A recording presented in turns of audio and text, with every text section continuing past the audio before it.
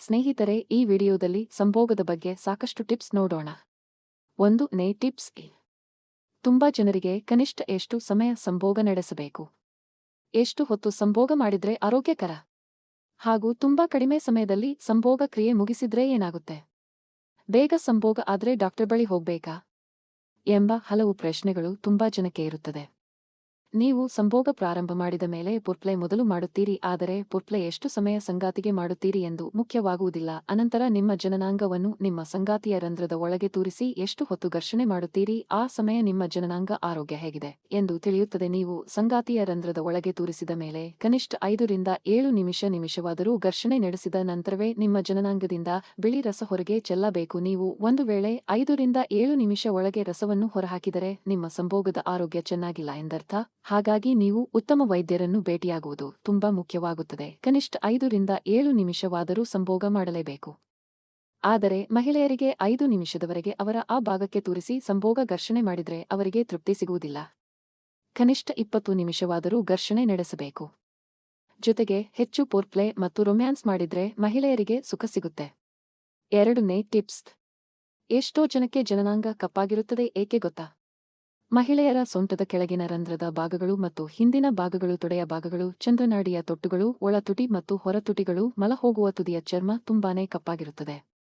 ಮತ್ತು ಪುರುಷರ ವೃಷಣ ಚೀಲಗಳು, ಮುಂದೋಲಿನ ಚರ್ಮಗಳು ಕಪ್ಪಾಗಿರುತ್ತದೆ. ಇದಕ್ಕೆ ಹಲವು ಕಾರಣಗಳಿವೆ. ಎಷ್ಟೋ ಜನ ಪುರುಷರಿಗೆ ಮತ್ತು ಮಹಿಳೆಯರಿಗೆ ತಮ್ಮ ಜನನಾಂಗ ಕಪ್ಪಾಗಿರುತ್ತದೆ ಎಂಬ ಕೀಳಿರಿಮೆ ಇರುತ್ತದೆ. ಅದರಲ್ಲೂ ಮದುವೆಯಾಗಬೇಕಾದ ಮಹಿಳೆಯರಿಗೆ ತನ್ನ ಜನನಾಂಗ ಕಪ್ಪಾಗಿದೆ, ತನ್ನ ಗಂಡನಿಗೆ ಸಂಭೋಗ ಮಾಡಲು ಇಷ್ಟ ಆಗದೇ ಇರಬಹುದು, ಅವನು ನಾಲಿಗೆಯಲ್ಲಿ ಸ್ಟಿಮ್ಯುಲೇಟ್ ಮಾಡಲು ಇಷ್ಟ ಆಗದೇ ಇರಬಹುದು ಎಂಬ ಭಯದಿಂದ ಕಪ್ಪು ನಿವಾರಣೆಗೆ ಕೆಲವು ರಾಸಾಯನಿಕ ಪ್ರಾಡಕ್ಟ್ಗಳನ್ನು ಬಳಸುತ್ತಾರೆ. ಅದನ್ನು ಹಚ್ಚಿ ಇನ್ನೂ ಬಿಳಿಯಾಗದೆ ಇನ್ನೂ ಕಪ್ಪಾಗುತ್ತದೆ. ಹಾಗಾಗಿ ಯಾವುದೇ ರೀತಿಯಲ್ಲಿ ರಾಸಾಯನಿಕ ಪ್ರಾಡಕ್ಟ್ ಬಳಸಬೇಡಿ, ಏಕೆಂದರೆ ಮಹಿಳೆಯರ ಜನನಾಂಗ ತುಂಬಾ ಸೂಕ್ಷ್ಮವಾಗಿರುತ್ತದೆ. ಜನನಾಂಗಗಳು ಕಪ್ಪಾಗಿ ಇರಲು ಮುಖ್ಯ ಕಾರಣ ನೋಡುವುದಾದರೆ, ಸಾಮಾನ್ಯವಾಗಿ ನಮ್ಮ ಭಾರತೀಯರ ಎಲ್ಲ ಮಹಿಳೆಯರ ಜನನಾಂಗ 60% ಕಪ್ಪು ಇರುತ್ತದೆ. ಹಾಗೆ ಆನುವಂಶಿಕವಾಗಿ ಕೆಲವರಿಗೆ ಕಪ್ಪಾಗಿ ಇರಲು ಕಾರಣವಾಗಿದೆ.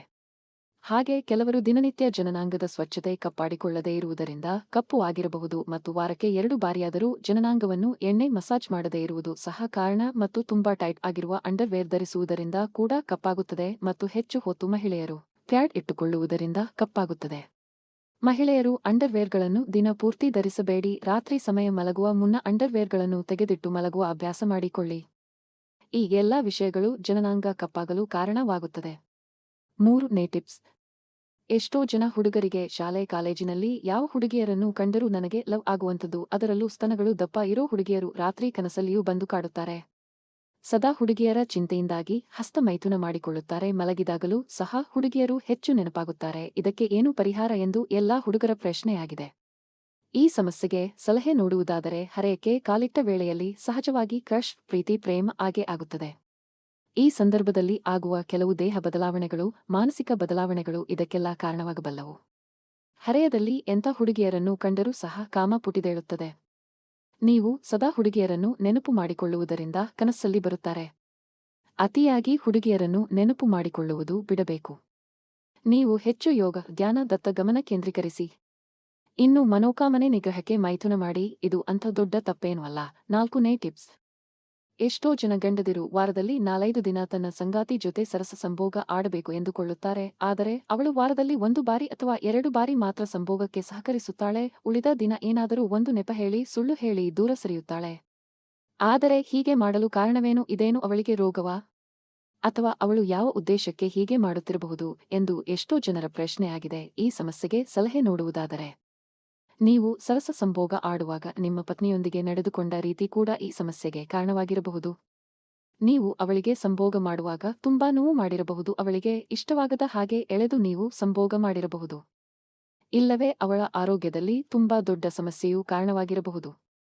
ಕೆಲವೊಂದಿಷ್ಟು ಮಹಿಳೆಯರು ನಿತ್ಯ ಸಂಭೋಗ ನಡೆಸಿದರೆ ದೇಹದ ಸೌಂದರ್ಯ ಹಾಳಾಗುತ್ತದೆ ಎನ್ನೋ ಭ್ರಮೆಯಲ್ಲಿಯೂ ಹೀಗೆ ಮಾಡುವುದುಂಟು. ಅಧ್ಯಯನವೊಂದರ ಪ್ರಕಾರ 30% ಮಹಿಳೆಯರು ತಮ್ಮ ಗಂಡಂದಿರಿಗೆ ಸುಳ್ಳು ಹೇಳಿ ಸಂಭೋಗ ಕ್ರಿಯೆ ನಡೆಸೋದ್ರಿಂದ ತಪ್ಪಿಸಿಕೊಳ್ಳುತ್ತಾರಂತೆ. ಪತ್ನಿಯೊಂದಿಗೆ ಕುಳಿತು ಮಾತನಾಡಿ ಸಮಸ್ಯೆ ಪರಿಹರಿಸಿಕೊಳ್ಳಿ. 5. ಟಿಪ್ಸ್. ಎಷ್ಟೋ ಜನ ಗಂಡಸರು ನೀಲಿ ಚಿತ್ರಗಳಲ್ಲಿ ಬರುವ ಸಂಭೋಗವನ್ನು ತುಂಬಾ ನೋಡುತ್ತಾರೆ. ಅದರಲ್ಲಿ ಗಂಡಸರ ಜನನಾಂಗ ಹುಡುಗಿಯರು ಬಾಯಿಗೆ ಹಾಕಿಕೊಂಡು ಚೆನ್ನಾಗಿ ಚೀಪುತ್ತಾರೆ. ಅದನ್ನು ನೋಡಿ ತಮ್ಮ ಸಂಗಾತಿಗೆ ಅದರಂತೆ ಮಾಡಲು ಹೇಳುತ್ತಾರೆ. ಆದರೆ ಅವಳು ಮಾಡುವುದಿಲ್ಲ. ಅಲ್ಲದೆ ಪ್ರತಿದಿನ ರಾತ್ರಿ ಒಂದು ಬಾರಿ ಮಾತ್ರ ನೆಪ ಮಾತ್ರಕ್ಕೆ ಜೊತೆಗೆ ಸುಖಿಸುತ್ತಿದ್ದಾಳೆ ಎನ್ನುತ್ತಾರೆ. ಎರಡನೇ ಬಾರಿಗೆ ನೋ ಎಂತಿದ್ದಾಳೆ. ಹೀಗಾಗಿ ನನ್ನ ಮನೋಕಾಮನೆಗಳನ್ನು ನನ್ನಲ್ಲಿಯೇ ಸುಟ್ಟುಕೊಳ್ಳುತ್ತಿದ್ದೇನೆ ಎಂದು ಎಷ್ಟೋ ಜನ ಹೇಳುತ್ತಾರೆ.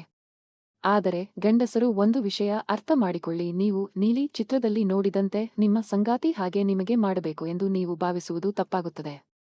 ನೀವು ಒಳ್ಳೆಯ ಸಿನಿಮಾಗಳನ್ನು ನೋಡಿದ ಮಾತ್ರಕ್ಕೆ ನೀವು ಹೀರೋ ಆಗೋದಿಲ್ಲ ಎಂಬುದನ್ನು ನೆನಪಿಡಿ. ನೀವು ನೀಲಿ ಚಿತ್ರಗಳನ್ನು ನೋಡಿ ಅದರಂತೆ ಮಾಡು ಅಂತ ಹುಡುಗಿಯ ಮೇಲೆ ಒತ್ತಡ ಹೇರಬೇಡಿ. ಅದು ಅವರಿಂದಾಗಿಯೇ ಬರಬೇಕು. ಆ ಕುರಿತು ತಿಳುವಳಿಕೆ ನೀಡಿ. ಅಸಹಜ ಹಾಗೂ ಅನೈಸರ್ಗಿಕ ಕ್ರಿಯೆ ಮುಂದಾಗಬೇಡಿ. ಇದರಿಂದಾಗಿಯೇ ಅವಳು ಒಂದು ಬಾರಿ ಮಾತ್ರ ಸೇರುತ್ತಿರಬಹುದು. ಪ್ರೀತಿಯಿಂದ ಸರಸ ಮಾಡಿ. ಸರಸದಲ್ಲಿ ಅನುಕರಣೆ ಬೇಡ. ಇಷ್ಟಾದರೂ ಹುಡುಗಿ ಸಹಕಾರ ನೀಡದಿದ್ದರೆ ವೈದ್ಯರನ್ನು ಭೇಟಿ ಮಾಡಿ ಸಲಹೆ ಪಡೆದುಕೊಳ್ಳಿ. 6ನೇ ಟಿಪ್ಸ್. ಸಂಗಾತಿ ಜೊತೆಗೆ ಮೊದಲ ಬಾರಿ ಸಂಭೋಗ ಮಾಡುವಾಗ ಉದ್ರೇಕದ ಸಮಯದಲ್ಲಿ ಜನನಾಂಗ ಒದ್ದೆಯಾಗುವುದಿಲ್ಲ. ಮರುದಿನದಿಂದ ರಕ್ತಸ್ರಾವ ಶುರುವಾಗುತ್ತದೆ. ಇದರಿಂದ ತುಂಬಾ ಜನ ಮಹಿಳೆಯರು ಏನು ಮಾಡಬೇಕು ಎಂದು ಭಯಪಡುತ್ತಾರೆ. ಈ ಸಮಸ್ಯೆಗೆ ಪರಿಹಾರ ನೋಡುವುದಾದರೆ ಬಹುಶಃ ನಿಮಗೆ ನಿಮ್ಮ ಜನನಾಂಗ ಒಣಗುವ ಸಮಸ್ಯೆ ಇರಬಹುದು, ಇಲ್ಲದೆಯೂ ಇರಬಹುದು. ಮೊದಲ ಬಾರಿಗೆ ಸಂಭೋಗಿಸುವಾಗ ರಕ್ತಸ್ರಾವವಾಗುವುದು ಸಹಜ. ಆದರೆ ಇದು ನಿಲ್ಲದೆ ಹೋದರೆ ತಜ್ಞ ವೈದ್ಯರನ್ನು ಸಂಪರ್ಕಿಸುವುದು ಉತ್ತಮ.